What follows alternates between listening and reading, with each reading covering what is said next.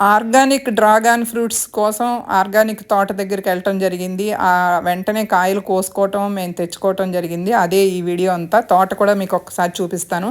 ఇలా ఒక్కొక్క పోల్‌కి, ఒక్కొక్క చెట్టుకి ఒక్కొక్క పోల్ పెట్టేసేసి కిందంతా సన్నటి స్టెమ్ ఉంది. పైకొచ్చేటప్పటికి మాత్రం ఎక్కువ స్టెమ్‌లొచ్చేటట్టు కట్ చేసి దాని నుంచి ఎక్కువ ఫ్రూట్స్ వస్తున్నాయి.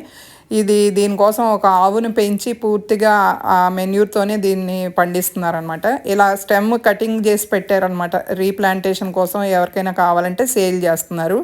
ఈ ఫ్రూట్ అంతా కూడా లోపల కూడా రెడ్ కలర్ అండి.